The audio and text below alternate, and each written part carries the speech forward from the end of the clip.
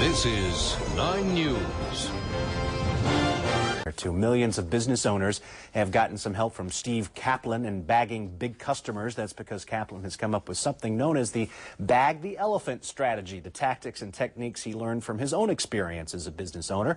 They're now the basis for the best-selling Bag the Elephant, How to Win and Keep Big Customers. And Steve Kaplan is in our newsroom this morning. Steve, thank you so much for joining us, and congratulations. You're on the New York Times bestseller list, I guess. Hey, Greg, thanks. Thanks so much for having me. Let's start with your own background. You were what you call a small business owner, but you got some very lucrative contracts, particularly one with Procter & Gamble. How'd you do it? Well, I was actually not a small business owner. I was more than a small business owner. I don't know if there is a word smaller than small.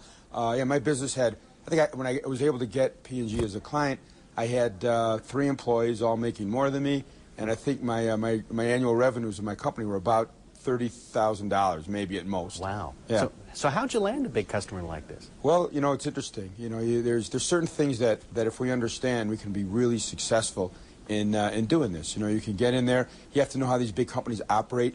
That's really critical. You have to know their language. That's a big thing. A lot of people don't realize that if you go in these companies and you talk like you're a tourist, basically you're considered an outsider. But there's many simple things you can do to go ahead and learn how these people operate. You know, what they say, what they call certain things, what they call their buildings, what they call their contracts, things like that really kind of put you in a position of increased credibility right away. You also point out in the book that there's a method for negotiating with the quote-unquote elephant without giving away your profit margins. How do you do it? Well, I think that part of the things are you have to understand that you're dealing with a person, not a big, nameless, faceless company. You need to go in there.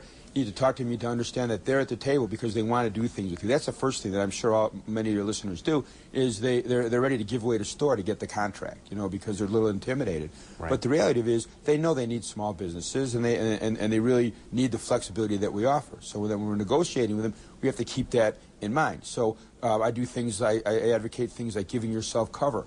Make sure that that you have some things in the kind of your back pocket that you can give them so that they get some wins. Sure. Understanding that you don't want to necessarily cut price if you can, because that's a big misconception we all have too. We all say, hey, I'll cut these prices, I'll get this contract, and then after that I'll be able to go ahead and I'll make it up on the next contract. In fact, you point out in the book that that's one of the killer mistakes, I guess, that can put you out of business if you land a big customer. What are some of the other mistakes that can put you under? A lot of times smaller businesses, they get a big client, they're doing great, it's going good, they're focusing all their time and energy on this one big client, and then something happens, their contract gets promoted, or their budgets get cut. So this client dependency is a very huge thing. You know, you got to be very careful not to be too dependent on any one client, and that's a big one. You have to make sure that you bill properly. You know, there's ways you can circumvent and expedite your billing. You know, you have to make sure you have cash. You have to be able to understand that you need to operate effectively. All these things. Certainly a lot more we should get into, and I know there's a lot more in the book, but thank you, Steve, for giving us a little preview this morning. We appreciate it.